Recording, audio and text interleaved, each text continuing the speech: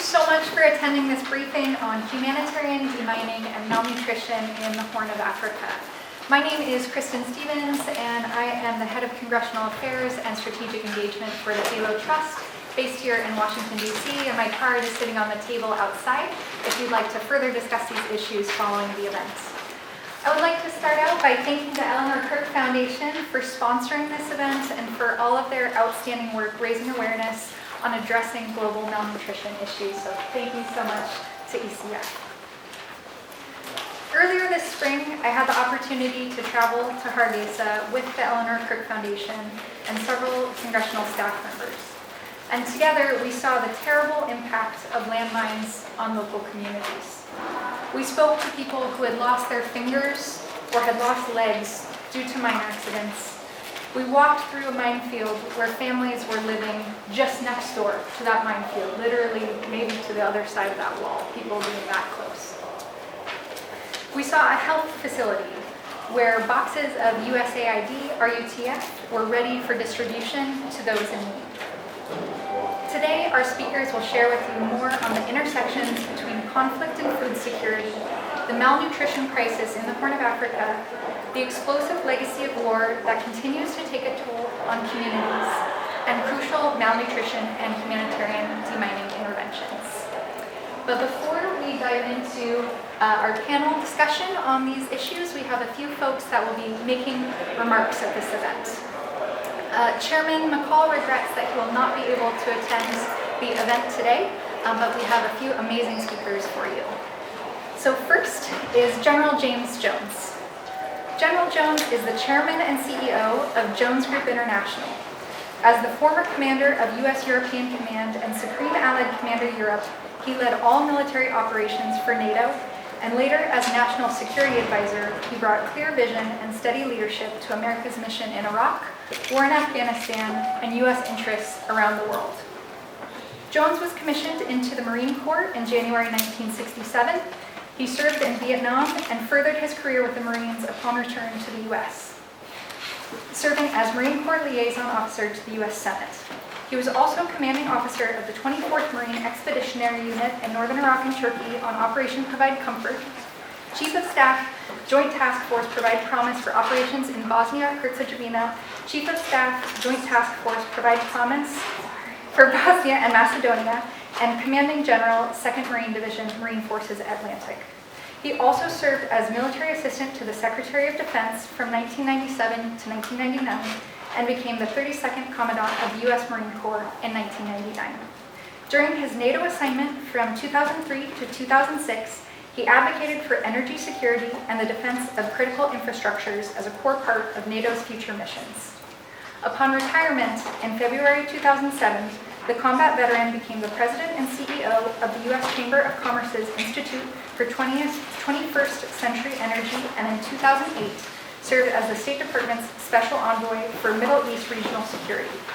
From 2009 until 2010, he served as President Obama's National Security Advisor at the White House. So please join me in welcoming General Jones to the podium. So quick change of plans, so remember that for a few minutes from now. But it is my great pleasure to be able to introduce Congresswoman Sarah Jacobs. As ranking member of the Africa Foreign Affairs Subcommittee, Congresswoman Jacobs has been a strong supporter of both humanitarian demining and combating global food insecurity. We're so incredibly grateful for your leadership, and I'll give the podium to you. Thank you. Thank you, Mr. General. I appreciate the flexibility. Hi, everyone. It's so great to be here with you.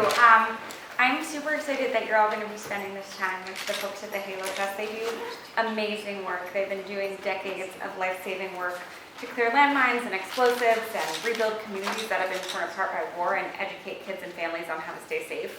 I'm sure you all already know some of these since you are here, but according to UN estimates, there are over 110 million active landmines in more than 70 countries around the world. That's enough to circle the Earth twice. And that's 110 million deadly weapons that could maim or kill someone in the blink of an eye.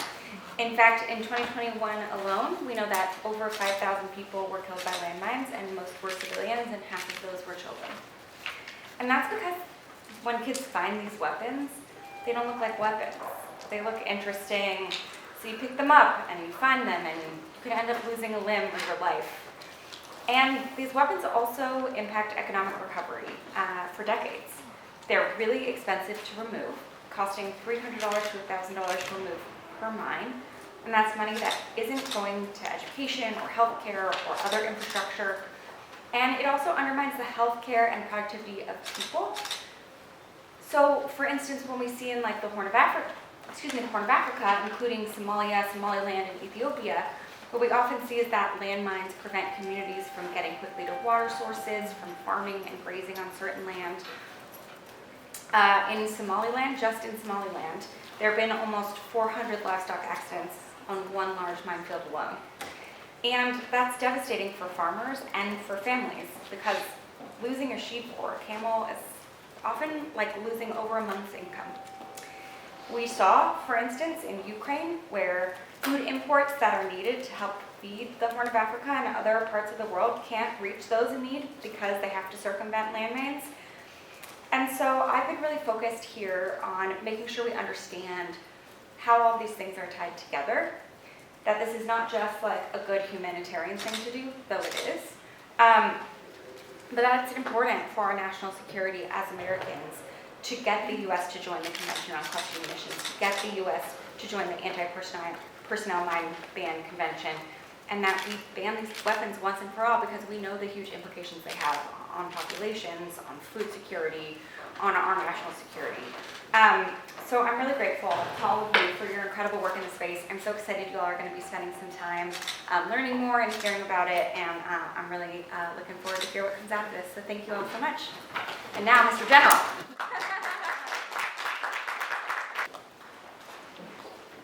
You don't need another introduction, do you? I'm really honored to be here.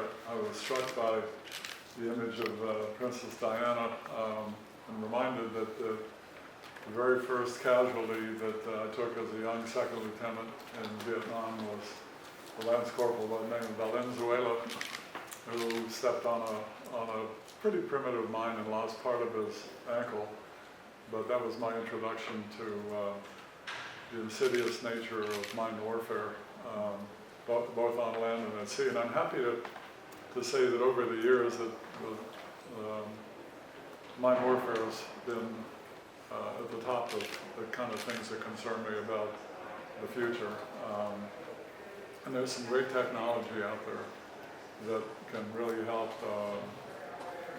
the issue of landmines that are omnipresent in different parts of the world, and that have not been touched. I mean, they're left over from previous conflicts and everything else, but there's some interesting technology, particularly in not only landmines, but also sea-based mines that will sink ships and cause hundreds of lives to be lost if not dealt with. So, but I was struck by that, and the Lance Corporal of Venezuela went on to lead a pretty normal life, and fortunately that mine didn't take his leg or his life.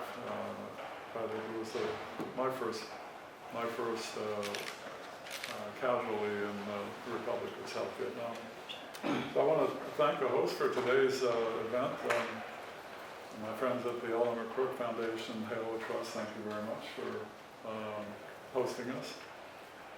These two organizations, as you all know, have very noble missions, and I'm honored to partner with them to advance their global efforts. Specifically, I want to thank Leslie McNitt from the Eleanor Crook Foundation and Chris Watley from Halo Trust, and you'll be hearing from them both during the upcoming panel session. I also want to thank Congressman Chairman Michael McCall and House Foreign Affairs Africa Subcommittee Ranking Member, who you just heard from, Sarah Jacobs. Thank you very much for your support. Both of them have been strong and consistent leaders on the topics we're here to discuss today, and I thank them for their public service and their commitment to U.S. leadership on issues such as global child malnutrition and obviously demining. So why am I here today? Well, I'm here because this is a national security issue. National security has been redefined, at least in my lifetime, at least once. For the United States to maintain its position as a global leader, we have to think about national security in much broader terms, and it includes the topics that we're about to discuss today. So to spotlight that the fight against food insecurity and its most dire consequences, which is child malnutrition, wasting, and stunting, it's much more than a humanitarian obligation. It's paramount for global stability, and in my view, it's a U.S. national security imperative.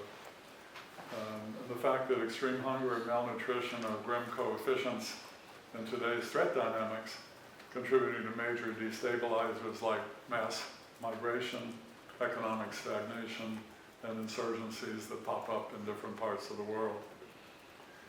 U.S. intelligence warns, quite correctly, and I quote, that the overall risk of food insecurity in many countries of strategic importance to the United States will increase, and in some cases will almost certainly contribute to social disruptions or large-scale political instability or even conflict, unquote.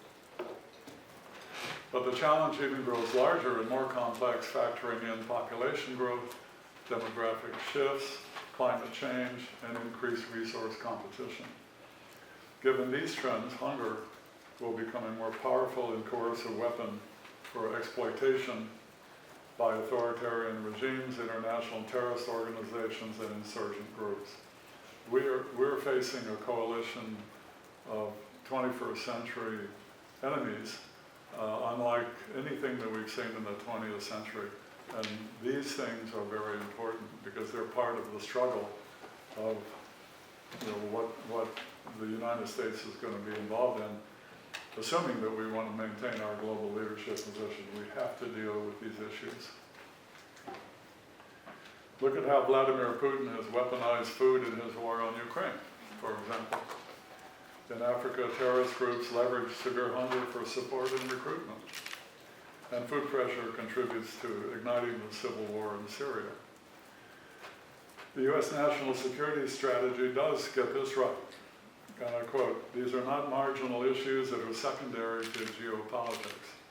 They are at the very core of national and international security and must be treated as such," unquote.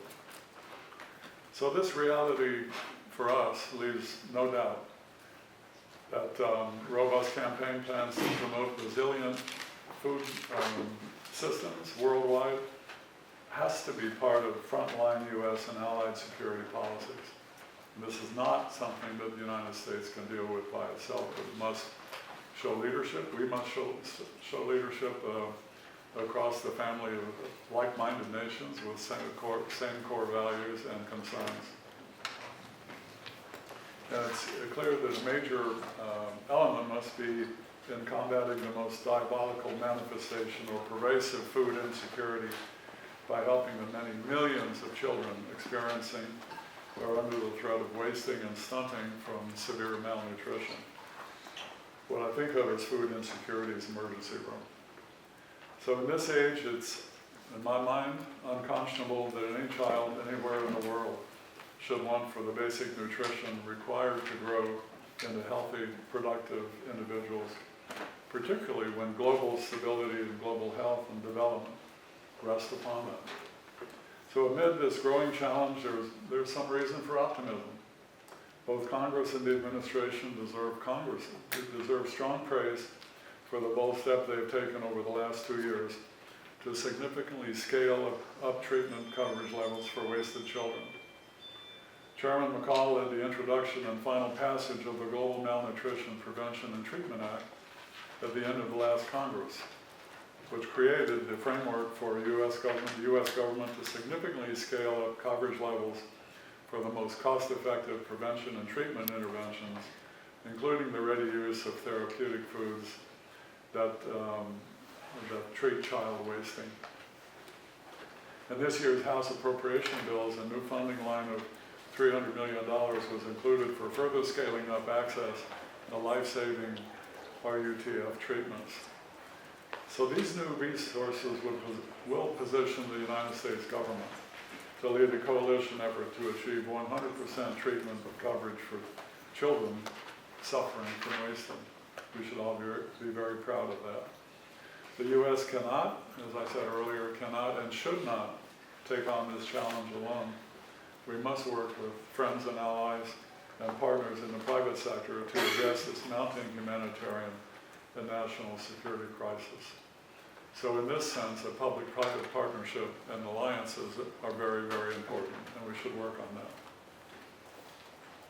The NATO summit hosted here most recently in Washington 2 weeks ago was a reminder of the strength of our global alliances and the imperative of bringing our international partners together to tackle shared challenges. In this case, we have a choice. With U.S. leadership, we can expand access to proven cost-effective treatment to help vulnerable children survive. We can help them thrive. We can help them contribute to stabler communities and more productive economies. And by doing so, we can advance global stability on which the cause of peace, development, and U.S. national security depend so heavily. Or we can allow unnecessary suffering, death, and lifelong disabilities to take its grim toll on lives, on the resilience of at-risk societies, and on global stability. So in my view, and I think you all share this, our choice is clear. The food security challenge is great, the opportunity is before us, and the time is now for U.S. and allied leadership to tackle this mission as if the future depends on it, because it does. Thank you very much. Eleanor Crook Foundation as Senior Director of North American Advocacy and Communications in May 2023. Leslie came to ECF from the House Agricultural Committee Democratic staff, where she served as senior professional staff working on a broad policy portfolio, including global food security and trade. Leslie has held a variety of advocacy roles, including Director of Public Policy, Trade and Biotechnology for the National Corn Growers Association, and Director of Government Relations and Program Development for the Farm Journal Foundation. She served as a USDA political appointee in the Obama-Biden administration as Chief of Staff for the Farm and Foreign Agricultural Service Mission Area and the Farm Service Agency. Second, we'll hear from Chris Whatley, who joined HALO as Executive Director in June 2019. Prior to HALO, Chris served as Executive Director of the UN Association of the United States. Chris previously served as Deputy Executive Director of the Council of State Governments and began his career as a field-based officer for the International Republican Institute, leading programs in Liberia, Nigeria, South Africa, and Zimbabwe. And with that, I'll turn it over to Leslie for comments, followed by Chris. Thanks, Kristen. Hi, everyone. Thank you to Kristen, Chris, the entire HALO team for your partnership and for organizing such a great briefing. Thanks to all of you in the audience for making it here today, especially given that I think it's officially recess. So cheers to all of you. And I really want to give a thanks from afar to General Jones, to Congresswoman Jacobs, Chairman McCall and his team for helping arrange this meeting space, and of course, Congresswoman Houlihan from my home state of Pennsylvania, who's going to provide video remarks for us. So appreciative that we could all come together for this event. I'll tell you a little bit about Eleanor Crook Foundation. It's a private US-based philanthropy dedicated exclusively to ending child deaths from malnutrition. We invest in advocacy, research, policy, and multi-stakeholder financing partnerships to scale high-impact prevention and treatment interventions, and I'm really pleased to be with you here today. Malnutrition is arguably the most devastating public health crisis of our lifetime, and it's also the most neglected. It kills more children than malaria, TB, and HIV and AIDS combined. Nearly 45 million children globally suffer from acute malnutrition or wasting, and each year 3 million of those children will die. That's one child every 11 seconds. And just to give you a little, for those of you who aren't familiar with wasting, it's not drunk children. It is unfortunately the most severe form of malnutrition. It's severe acute malnutrition. And we use this in the field. This middle upper arm circumference MUOC band is used to measure a child's arm. So if you can see the circumference here of a child that is severely wasted, you can see how tiny of an arm we're talking about. When a child has moderate acute malnutrition, it's slightly bigger, it's in this yellow zone here. And how you know a child has recovered to health or is starting in a healthy zone, you're in the green, and this is the range for the arm circumference. I've been in the field where I've seen 4-year-old children who look like 18-month-year-olds would look in the United States. And the WHO projected that in the Horn of Africa in 2023, now I don't have the full year stats yet, but about this time last year, they were projecting 12 million children under 5 were likely to be acutely malnourished, and 2.9 million of those kids would require treatment for severe acute malnutrition, so in the red zone. Malnutrition robs families of their children, communities of hope, and entire nations of long-term potential. The relationship between global conflict and hunger and malnutrition is a vicious cycle. Hunger and malnutrition are both a root cause and a consequence of conflict and instability. Here's just one data point. I'll give you a couple data points actually illustrating this relationship. In 2022, researchers identified an unprecedented global wave of 12,500 protests across 148 countries over the cost of food, fuel, and living increases. And in recent years, conflict has been the main driver of global food and nutrition insecurity. This challenge is most severe in politically fragile areas of increasing strategic importance to the United States and our allies, including the Horn of Africa. This is an issue that is directly driving instability, migration, and conflict in our world. Because when your child is hungry, nothing else matters. Now, I'm a mom. As a mom, the desire to feed your child and keep her alive is primal. Any new mom can tell you those first 2 weeks when they're trying to gain back their birth weight, you are obsessing over whether your kid's getting enough to eat. And that's in a very privileged context like the one that we live in. It overtakes any other consideration. When I traveled to the Kakuma refugee settlement in northwest Kenya a couple years ago, I had the chance to meet with refugees from neighboring countries, many of them displaced by conflict, many of them mothers. These women had walked hundreds of miles with their babies strapped to their backs in search of food, water, and safety so that their children might survive. Some of them talked about leaving home because they didn't want to lose their older children, so rebel forces or insurgency movements, and they knew that might be the only way to feed their families if they remained. Despite our very different circumstances and some language barriers, when I showed one of the women a picture of my daughter on my phone, she got really excited, and we had an immediate understanding. We would do anything for our children. And that's why ECF does the work that we do. We're all driven by, that belief that we would all do anything for our children and should do anything for our children. And that's why we partner with organizations like Halo Trust. We proudly partner with organizations like Halo Trust to bring to the forefront the connection that many of us have seen firsthand in the field. Communities that are afflicted simultaneously by both conflict and malnutrition. My colleagues who visited Somaliland, some of them are in this room, with Halo earlier this spring, heard from communities firsthand how Halo's demining work has led to stability in their communities, included increased access to education and food and health, how being able to safely walk a field to school or use that field to graze your livestock, which is a really important source of protein, allowed these families and these communities to live a better life. So I think as some of our speakers have already said, joining the fight against hunger and malnutrition isn't just a feel-good story. We should feel really good about it for a lot of reasons, but it's truly a story of how we all live a more peaceful and prosperous world. And this world is achievable. Ending child deaths from malnutrition is solvable. We have high-impact, cost-effective, life-saving solutions at our disposal today. Relatively inexpensive solutions like ready-to-use therapeutic foods, or RUTF, and high-quality prenatal vitamins. If we fully scaled interventions like these, we would dramatically reduce child mortality. We've done it before, and we can do it again. Between 2000 and 2020, the world cut child deaths in half.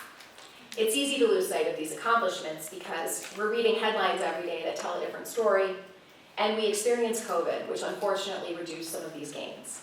But we've proven that we can do big things when we come together. U.S. leadership is often the catalyst that makes that process possible. In 2022, General Jones mentioned this, USAID announced an unprecedented $200 million investment toward tackling child malnutrition. It was the largest single wasting treatment commitment to date. ECF joined other private and public donors around the world to match that investment, and altogether we raised a total of $570 million to combat child wasting with life-saving therapeutic foods like this. This achievement was possible because of bipartisan support from Congress and prioritization of food and nutrition security in the second Ukraine supplemental spending package that year. So everyone truly played a role in making that happen. And the impact has been historic. In the years prior, we were reaching about 1 in 4 kids who needed RUTF, kids in the red zone. UNICEF now reports it's reaching more than half, just 2 years later. That's 9.3 million children. Continuity of U.S. leadership will be critical to sustain this impact. When the U.S. sets a consistent policy and puts skin in the game, other donors will show up and share the burden, and we proved that in 2022. So if we treated malnutrition as the security threat that it is, instead of purely a food or a health crisis, we wouldn't even be having this conversation, right? We would have solved it. And I'm heartened to see important leaders and partners in foreign policy and security, in defense, coming together for this discussion. I hope it leads to more all-hands-on-deck thinking about how we can remove malnutrition as just one more cause, one more consequence, and one more weapon of war. As General Kip Ward, a former AFRICOM commander, has said, we pay now or we pay later in blood and treasure. And the good news is it's not too late to do big things. If we get creative, if we come together in cross-disciplinary partnerships like ours with HALO, and we put some skin in the game, this crisis is one that can be solved in our lifetime. ECF is ready to continue the journey with all of you until this happens. Thank you. Jones for kind of framing this, but also thank everybody in this room who took time out of a really busy day to think about this kind of nexus between malnutrition and conflict. And what I want to do is just tell you a little bit about the HALO Trust, the organization I had the pleasure of working for. Tell you a little bit about the specific intersection between landmines and malnutrition, and then show how that plays out a bit in the Horn. But to start with, General Jones mentioned it. To the extent that anyone has ever heard of HALO, it's because of that image and that poster right there. But we're the world's largest landmine clearance organization. And when I say landmines, I mean the landmines you might think of in a movie, but also unexploded bombs, anything that goes bang or boom, basically, we are the leader for. We have 12,000 employees around the world working in 30 different countries. About half of those are countries that are in conflict, whether that's Ukraine, whether it's Syria, whether it's any other conflict you might have in your mind's eye. And then the other half in working in countries that are from conflicts that are 50 years in the past sometimes. Somalia, Somaliland, Ethiopia, the conflict areas that we're working there are in that category. So that's kind of what we do. I will take a little diversion from that and just tell you a little bit about that picture, because in that moment in 1997, most of the world had never heard of a landmine crisis until Diana made it a global issue. They'd also never heard of HALO. For us, at that moment, our logo lived on the letterhead. It didn't exist on our body armor or anything else. Fortunately, someone smarter than me who was working for HALO at the time knew that the most famous woman in the world was coming to visit one of our minefields in Angola the next day. He cut up his pillowcase. He used a blue marker to trace our logo onto it, sewed it on by hand. And quite frankly, it tells you the power of a pillowcase to drive market identity. But that's who we are. And we exist to do dangerous work in dangerous places because conflict is a driver of poverty. It's a driver of malnutrition. And I think anyone in this room can see that famine and war have traveled together since antiquity. Whether your data source is the Bible or Hollywood, you know that.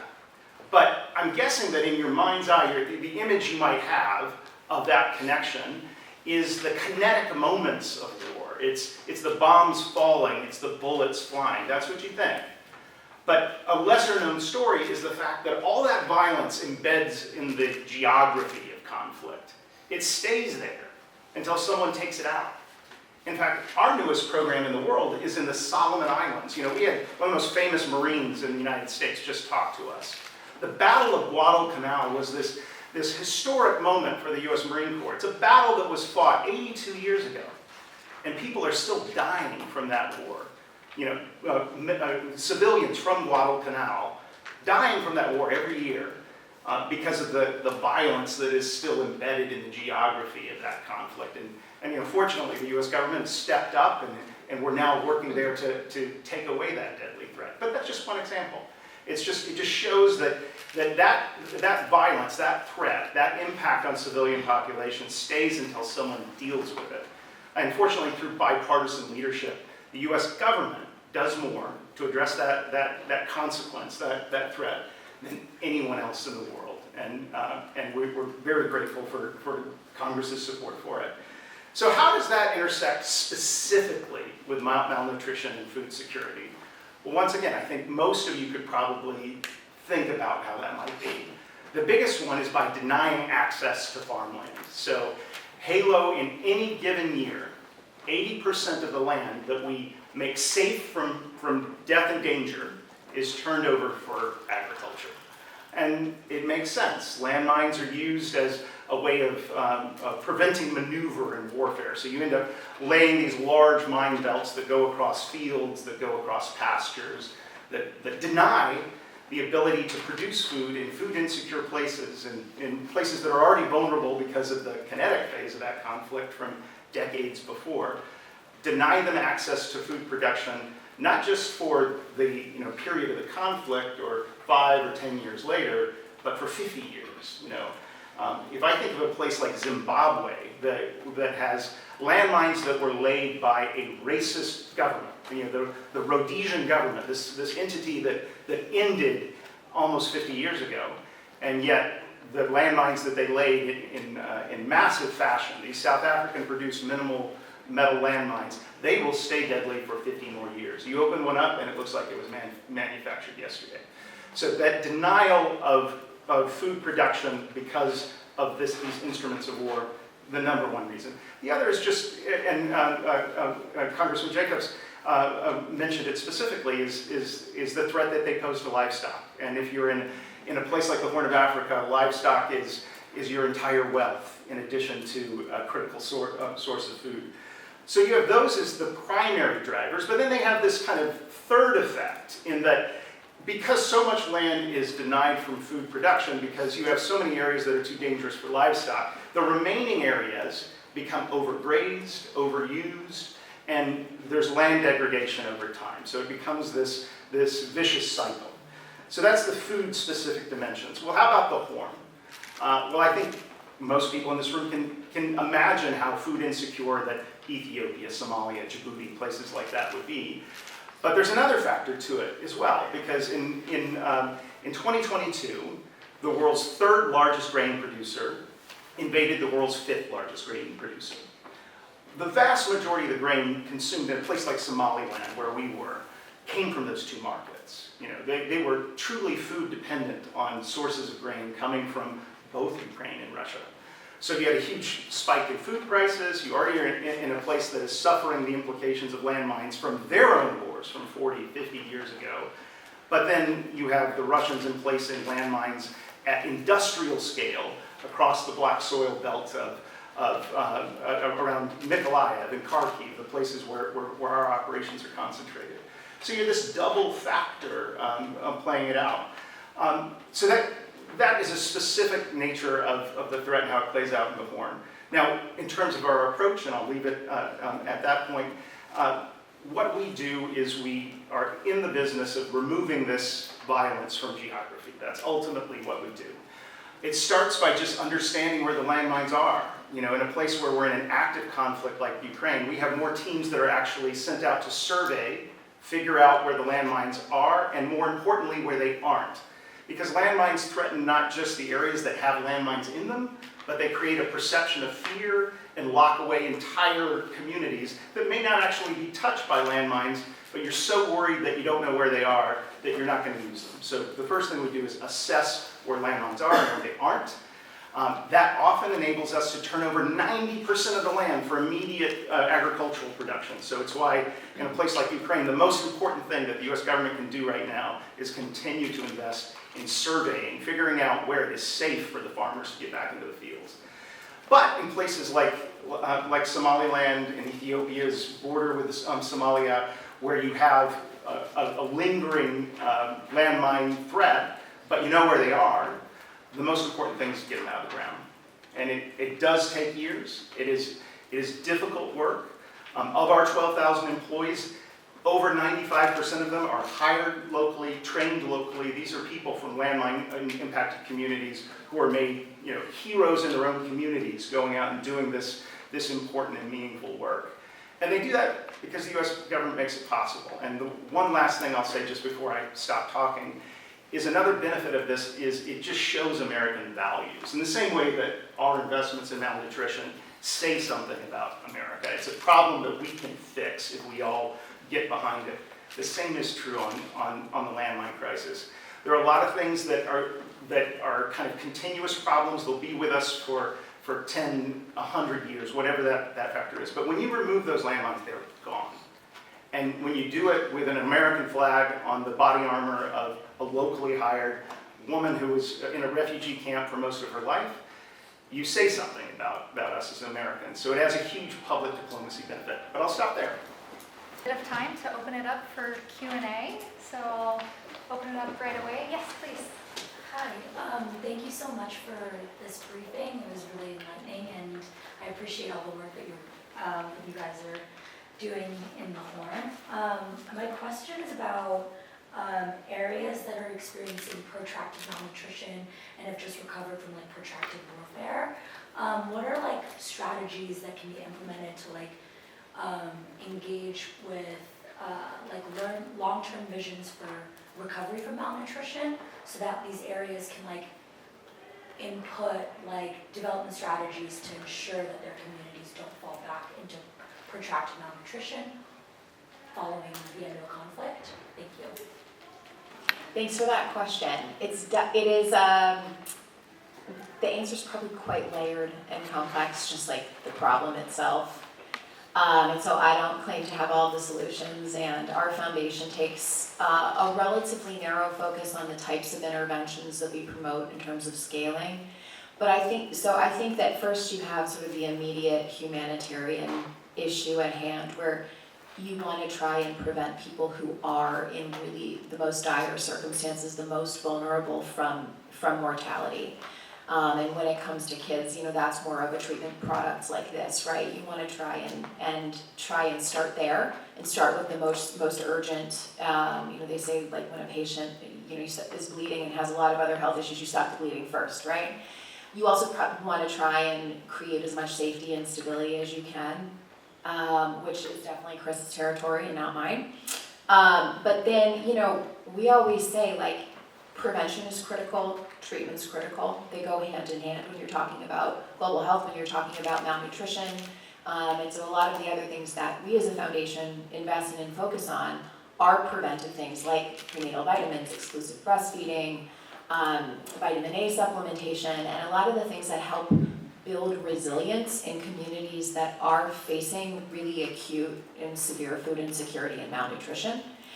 But you also need the long-term development and things like clearing land for grazing, clearing land for agricultural production, so that over time people can rebuild their livelihoods, rebuild their economies. And when you think across the different programs that USAID supports, they really run the gamut from everything from food assistance, which is where the resources for RUTF often come from, to that long-term development and the Feed the Future program, for example. And so it is, if you want to get in there and you really want to reduce mortality quickly, you want to use treatment, right? You want to use some of these more acute targeted interventions. But the long-term piece is also really critically important. It is a short and long-term sort of proposition. And the only thing I would say on this, because we have such a tiny part of this, is just the importance of interagency cooperation on this, and Congress's role through oversight and ensuring that all these programs connect together. Because my world of clearing landmines is funded by the State Department, but it is ultimately dependent on all those other interventions that come from USAID, but they don't happen on their own without congressional oversight. Yes, please. Thank you guys so much for doing this. Women in these communities and your guys' work. Well, thank you for asking. And in a place like Somaliland, where we have one of the most gender diverse workforces that we have around the world, very conservative society, but a society that, first of all, is very much behind the work that we're doing and open to us, hiring women to not only be deminers, doing the absolute frontline work, but becoming GIS specialists and playing these kind of broader, very sophisticated roles because we use a lot of technology in our work. So that's a great example, but we have programs in Laos where over 50% of our workforce are women. We got further to go for sure. I mean, we got a program in Afghanistan still with 2,000 employees. We've been able to bring in some women in the last few years, but a lot more work that needs to be done in certain places. But I think that we have shown that women can lead in this work, and it's been it's been a strategic focus for HALO. When it comes to women and malnutrition, I mean, women are at the crux of ending intergenerational cycles of malnutrition. 80%, the UNDP estimates that 80% of victims of war are women and children. When you go into these communities, right, women are often the drivers of major household decisions around what their kids are eating. Women are also eating least and last in the family in most developing countries. And women are really the access point, the entry point for introducing a lot of interventions, right? Whether you have a community health worker that is helping deliver and educate people about how to use RUTF or about how to take prenatal vitamins, which if a mom takes a comprehensive prenatal vitamin throughout her pregnancy, her child is less likely to be born too small, too early, vulnerable, etc., less likely to die in the first 6 months of life. So the woman is really at the center of the ability to take on malnutrition head on and to really turn the page on this crisis. And, I forgot to mention the farmers that Chris and team are helping. In a developing context where a lot of our agriculture is taking place, these are largely agrarian economies, about 50 to 80% of our world's smallholder farmers are women. So they're also really at the crux of returning land that has been demined to its productive state. Yes, go ahead. Deminers and they do dangerous work. I was just wondering, is there no other way of being able to demine a large area without involving a person? Just wondering, since deminers really put their life at risk, and I'm just wondering if that's been. It's a good question, and it's a question we ask ourselves, every day. That we do use lots of machines in our work, and there are certain types of demining where you can rely on mechanized assets. They often look like a bulldozer with armor on it and something that hangs off the side. But ultimately, right now, the most effective method to ensure that 100% of the mines are out of the ground is a human being using a very, very advanced detector. That's what's changed a lot. We have ground penetrating radar thanks to US leadership in the Department of Defense. But ultimately, sometimes we'll have people come to us and they'll have a great idea for a type of demining that might work for the military. Because if the military clears a lane and 90% of the mines are gone, that's a lot better than 100%. And your soldiers can run through that lane and go fight that war on the other side of the lane. But that's not what we do. When we turn over land, we have to say, your kid can play in that backyard. So it's got to be 100%. It's one of the reasons we don't use dogs, we don't use rats, and other things that some organizations use. There's nothing better than a human being with a really good detector right now. But that could change in time, and we're always looking to answer the question. Kind of in that same vein, I'm curious what the biggest research gaps in your guys' work are right now that would help kind of advance the causes. Well, thanks for that question too. And General Jones alluded a bit to it as well, that there are technologies, remote sensing technologies that can be used to identify minefields, which, I talked a little bit about, one of the biggest tasks is just to figure out where the mines are and where they aren't. That's an area where technology is really rapidly advancing. So we use drone imagery, satellite imagery. We've just inked a partnership with Amazon Web Services where they're providing pro bono support to use AI approaches to it, taking all of these images and using machine learning to identify those areas where you think the mines are. Because if you can just shrink the problem and tell the farmers to get back on the rest of the land, that's the most cost-effective thing. But you talked about the gap. The biggest gap for us right now is access to satellite imagery at scale. So the U.S. State Department provides satellite imagery to all humanitarian actors. We have access to it too. But to feed these AI models and things like that, we need satellite imagery that private companies have, but we can't afford. We're a nonprofit. We're not a for-profit entity. We work on a shoestring.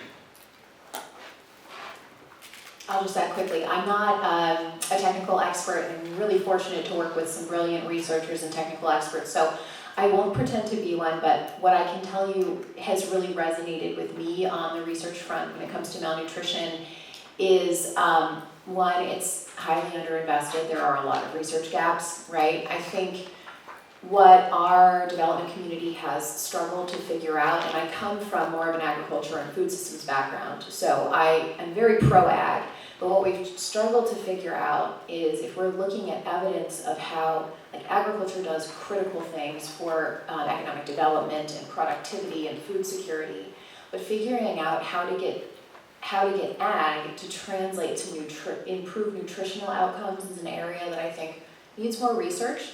And also, we have a friend at the State Department, Dr. Carrie Fowler, who is working on that currently through his VAX initiative, so I'll put a plug in for Dr. Fowler. But also, in our space, in what Eleanor Crook Foundation is focused on, our colleagues are researching things like, how do we make sure our resources are going the furthest? How can we do a better job of reaching kids in the most remote populations with our UTF? There are reduced dosage trials to figure out what's the optimal amount and dosage of our UTF. How do we streamline systems? How do we become more efficient? Because we're not able to reach every kid. We don't have the resources collectively. So, we were reaching 1 in 4 kids. Now we're reaching a little over half, which is a super exciting thing. But we're not going to stop till we're reaching all the kids who need it.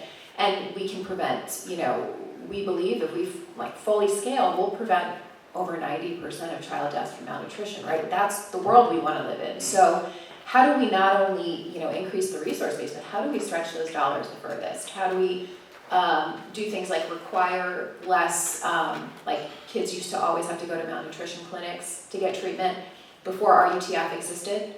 Now they don't. How do we learn more about relapse? This has a 90% recovery rate. But for kids that ultimately relapse, what are the driving factors and complexities in their environments that might mean that you have a 5% relapse rate in Mogadishu, which is really good, but you might have, an 80% relapse rate in Sudan. And what are all the drivers of that? Those are the types of things that we're trying to figure out. We're constantly trying to improve the wheel, because this has been proven for a long time, but how do we get better at delivering it? All right, one more question, yes. Thank you both for presenting today. This is awesome. Could you speak a bit more to the long-term sustainability efforts that you all have in place to ensure that the work you're doing to curb malnutrition now isn't something that is just this short-term fix, but more long-term sustainability? That's a great question. And I mentioned earlier that there really is a continuum of systems-based approach, and then there's more of a, we're taking sort of more of a public health focus when it comes to delivering prevention and treatment interventions. Prevention's a big part of that.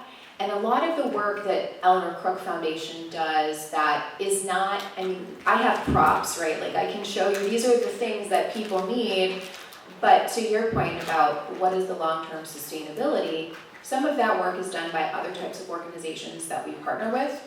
Some of that is, again, like figuring out how to do more with less with what we have. And then some of that is work that we're doing to support ministries of health in low and middle income countries as they're taking ownership of strengthening their health systems, of moving the mark around policy, regulation, their regulations, their procurement systems, and really helping support governments. So we're working in Nepal, Senegal, and Ghana, for example. And these are all governments that are saying, we want to do better, we want to move the needle on malnutrition, and we want to look to the evidence as a guideline for how to do this. But they need essentially resources and partnerships to help bridge them, because it's while these are cost effective, when you're talking nationwide or even like a few provinces, it's an expensive proposition. So it's really helping them strengthen their capacity in their institutions, and all of the sort of unsexy things behind the scenes that it takes to reach last mile populations, and really expand equitable access to these resources. So that's how we look at sustainability. And then also really just advocating again for partnerships and for scaled financing, so that like those 9.3 million kids or the next kids to follow them don't fall off the coverage cliff. You want to add anything? Well, I would say, the sustainability for us is getting to zero. Mozambique used to be one of the most landmine impacted countries in the world. It was the last country in 2015 to get to zero, and they don't have any landmines to worry about, and we're all gone, and we should be gone. We're not there to be there for the long haul. Sri Lanka or Zimbabwe is probably the next to get to that point, if the U.S. government continues to play the leadership role that it has played. And as the great question I had over here and over there too, ideally we get technologies that make these something so that it isn't 30 years or 40 years. It's that it's done in 5 or whatever that time horizon is. But there is a zero. This is something that we can get done and move away from. And then there will be other priorities to deal with. But these investments that the U.S. government has made do get to something that is sustainable in our world. Hello, everyone. My name is Chrissy Houlihan. I represent Pennsylvania's 6th Congressional District, and I'm proud to serve as one of the co-chairs of the Unexploded Ordnance and Humanitarian Demining Caucus. I'm disappointed that I can't be with you all today, but I wanted to thank Halo Trust for hosting this important briefing. As a veteran and a member of the House Armed Services Committee, I've seen firsthand the devastating and lasting impact of war on communities across the world. Landmines and other physical remnants of war can remain a serious threat for decades after the fighting ends. These hidden dangers don't distinguish between soldiers and civilians and affect every aspect of life in impacted communities. As I'm sure you'll hear from the panel, HALO's essential work clearing landmines and returning the land to the surrounding community opens up the local economy, supports food security, and improves daily life. Peace and stability are hard to accomplish with weapons of war still claiming lives and keeping communities isolated. And I'm thrilled by the expansion of HALO's work into Ethiopia and their ongoing projects across the region. I'm proud to work with my co-chair, Rep. Valdeo, and the rest of the UXO caucus to support demining efforts worldwide, including funding for the State Department's Conventional Weapons Destruction Program through our appropriations process. We must continue to support and expand demining efforts so that kids can go to school, communities can grow, and people can live without the fear of mines. Thank you again to HALO, and I thank you for your trust and essential work, and thank you very much again for being here today. Thank you to you all for being here. Thank you to Chairman McCall, to Congresswoman Jacobs, to Congresswoman Kim, who originally was going to try to be here today, of course to General Jones, and to Leslie and Chris, and to the Eleanor Crook Foundation as a whole for sponsoring this event. So thank you all so much, and please take some food. Get some food before you leave.